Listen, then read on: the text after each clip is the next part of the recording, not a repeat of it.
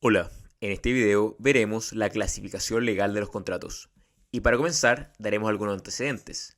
Primero, la definición de contrato, que está en el artículo 1438, que dice: contrato o convención es un acto por el cual una de las partes se obliga para con otra a dar, hacer o no hacer alguna cosa. Cada parte puede ser una o muchas personas. Se suele señalar que esta definición legal confunde contrato con convención. Convención es todo acto jurídico bilateral, cualquiera sea su función o efecto. Dentro de este concepto genérico de convención se situaría el específico de contrato, o sea, habría una relación de género y especie. El género sería la convención y la especie sería el contrato. El contrato sería un tipo de convención que crea derechos y obligaciones. Para parte de la doctrina, contrato y convención serían sinónimos. Entonces, el contrato es un acto jurídico bilateral que crea obligaciones. El objeto del contrato son las obligaciones y derechos que engendra. Estas tienen como objeto una prestación, que puede consistir en dar, hacer o no hacer. En todo contrato se distinguen elementos de la esencia, que son algunos elementos comunes a todo acto jurídico, y otros específicos a cada contrato. Y también encontramos elementos de la naturaleza y elementos accidentales. Y esto lo podemos ver en el artículo 1444 del Código Civil, que habla de los elementos de la esencia, naturaleza y accidentales. Está además de decir que el contrato es una fuente de las obligaciones, por lo tanto, obliga. Algo que me gustaría recalcar es que todos los contratos son actos jurídicos bilaterales. No debe confundirse el contrato unilateral con el acto jurídico unilateral. El acto jurídico unilateral es aquel que, para generarse, requiere la manifestación de voluntad de un solo individuo, en tanto que en el contrato unilateral es el que impone obligaciones a uno de los contratantes. La unilateralidad en los actos jurídicos mira a su formación y en los contratos a sus efectos. El contrato unilateral es siempre un acto jurídico bilateral, jamás podría ser un acto jurídico unilateral. Todo contrato, de cualquier naturaleza que sea, supone necesariamente un acuerdo de voluntades. Y cuando el acto jurídico se genera mediante tal acuerdo, es bilateral. En resumen, todo contrato es un acto jurídico bilateral. Por lo tanto, el acto jurídico unilateral y contrato son conceptos excluyentes. Esto es bien importante. Todo contrato es un acto jurídico bilateral. Esto es importante tenerlo en cuenta para ver la clasificación legal de los contratos. Cuando hablamos de la clasificación legal de los contratos, nos referimos a la clasificación que encontramos en el Código Civil. Por lo tanto, no quiere decir que no haya otro tipo de clasificaciones que haya dado la doctrina. Simplemente nos estamos remitiendo a las que el propio código establece. Por ejemplo, la doctrina ha ideado otro tipo de clasificaciones. Por ejemplo, en contratos nominados típicos o contratos innominados, que serían atípicos. También contratos de ejecución instantánea o de tracto sucesivo. O también contratos individuales o contratos colectivos. O contratos de adhesión o de libre discusión, entre otros. Por lo tanto, aquí veremos solamente la clasificación legal que contiene el Código Civil de los contratos. Encontramos contratos unilaterales y contratos bilaterales. También encontramos contratos gratuitos y contratos onerosos. También encontramos contratos principales y contratos accesorios.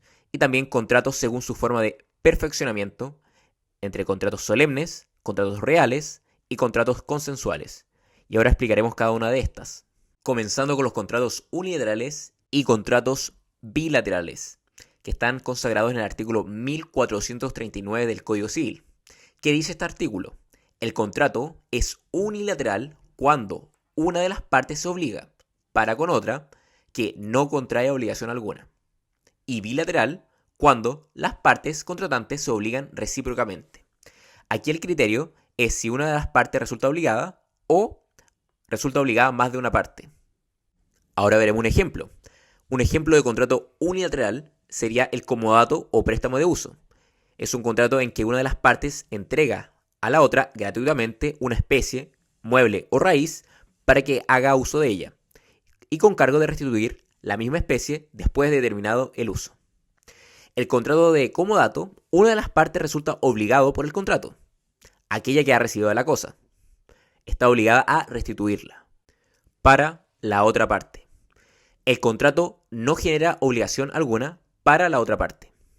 Otro ejemplo de contratos unilateral son el contrato de depósito y el contrato de donación.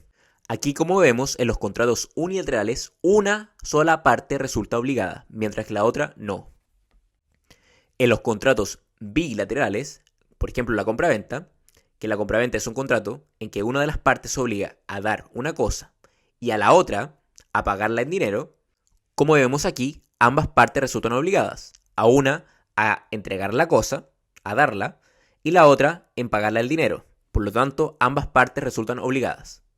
En el contrato de compraventa, una parte tiene la obligación de entregar la cosa y la otra tiene la obligación de pagar el precio. Ambas partes resultan obligadas por el contrato.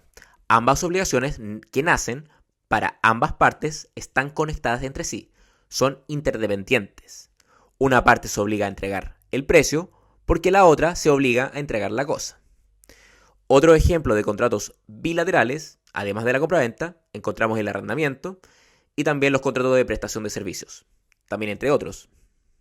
Me gustaría hacer una pequeña aclaración, que un contrato que sea unilateral no quiere decir que la parte que no estaba originalmente obligada no pueda contraer luego algunas obligaciones.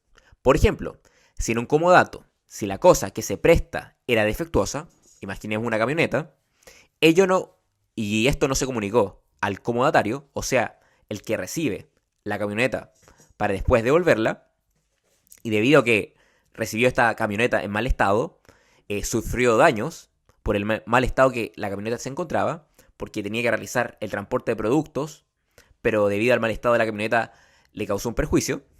Entonces el comodante, o sea, el que dio la camioneta, tendrá que indemnizar al comodatario.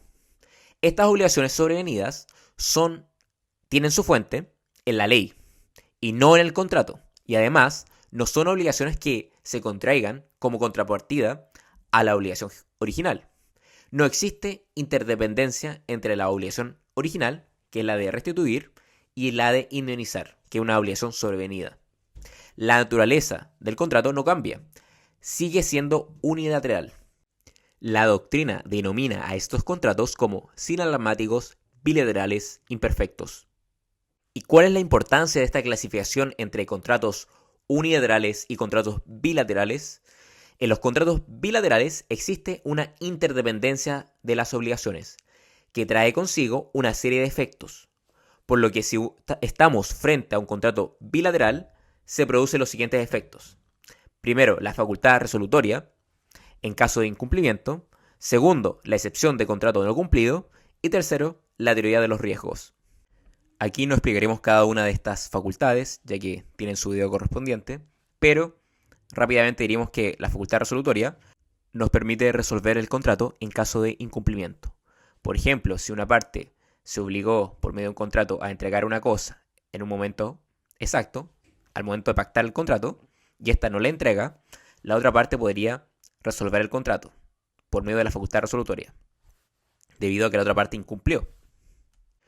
Otro caso, la excepción de contrato no cumplido, permite que una de las partes del contrato suspender el cumplimiento de su obligación hasta que la otra parte no cumpla con la suya.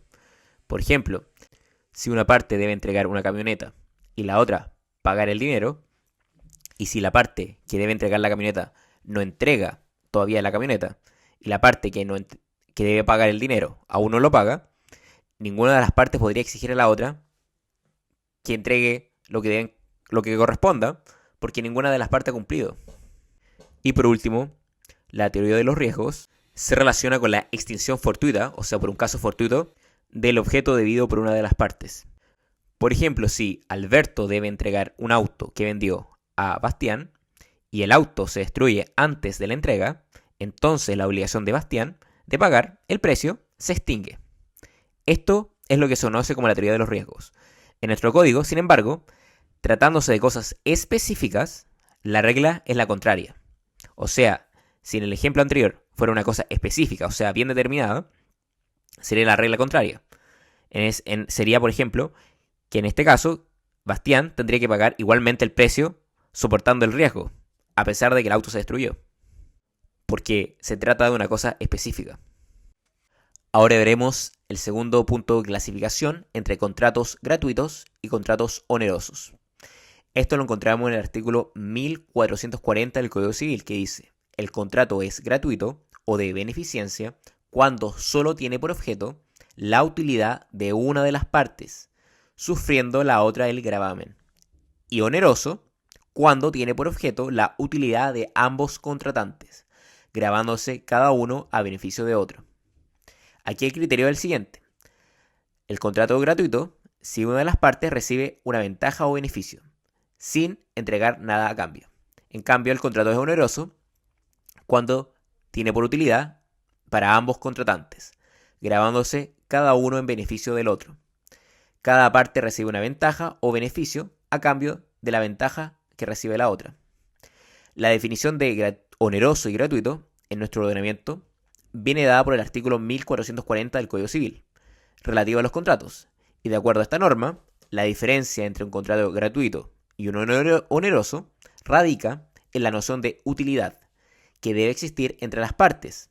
Así, cuando solo para una es útil, se entiende que el contrato es gratuito o de beneficencia, pero si es útil para ambas partes, se entiende que el contrato es oneroso. Ahora veremos ejemplos de contrato gratuito y contrato oneroso. Un contrato gratuito sería la donación.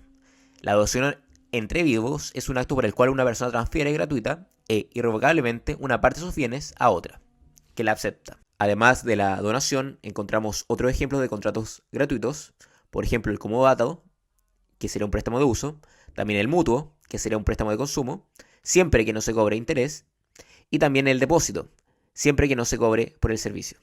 Y ejemplos de contratos onerosos, podemos decir que la regla general, encontramos la compraventa, el contrato de arriendo, el contrato de sociedad, la permuta, el contrato de trabajo, entre otros. ¿Y cuál es la importancia de esta clasificación? Primero, los contratos gratuitos, si hay error respecto de la persona a quien se requiere beneficiar, vicia el consentimiento.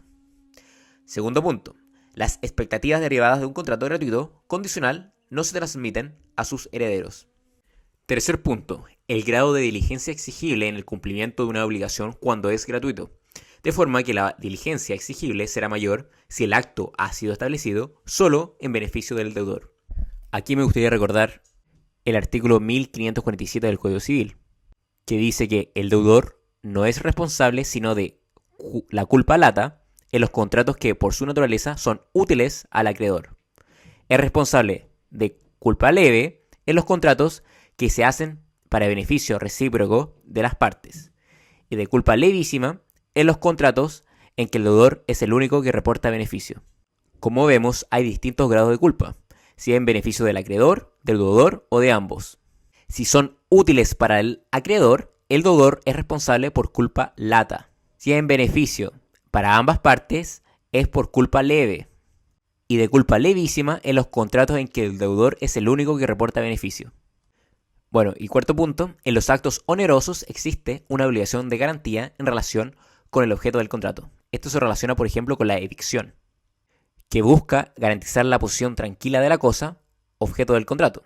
Y también se relaciona con los vicios revitorios, que busca garantizar la posición útil de la cosa del objeto del contrato. Si bien en el código no hay una norma general que establezca para todos los contratos onerosos, solo hay manifestaciones particulares de estas instituciones en el contrato de compraventa, y en el contrato de sociedad, y en el contrato de arrendamiento. La opinión mayoritaria, incluso apoyada por la jurisprudencia, sostiene que se trata de una obligación que está presente en todos los contratos onerosos, constituyendo un elemento de naturaleza de los mismos. Y por último, el último punto, para determinar la procedencia de la acción pauliana. A este respecto, la ley es más exigente tratándose de contratos onerosos que de los gratuitos, porque mientras para aquellos es menester, a más de perjuicio del acreedor, que hayan sido celebrados estando de mala fe el otorgante y el adquiriente. Y respecto a los segundos, basta la mala fe del deudor y el perjuicio del acreedor. Por lo tanto, son mucho más exigentes los requisitos cuando se tratan de contratos onerosos que gratuitos. Ahora veremos la siguiente clasificación, que es una subclasificación de los contratos onerosos entre contratos conmutativos y contratos aleatorios.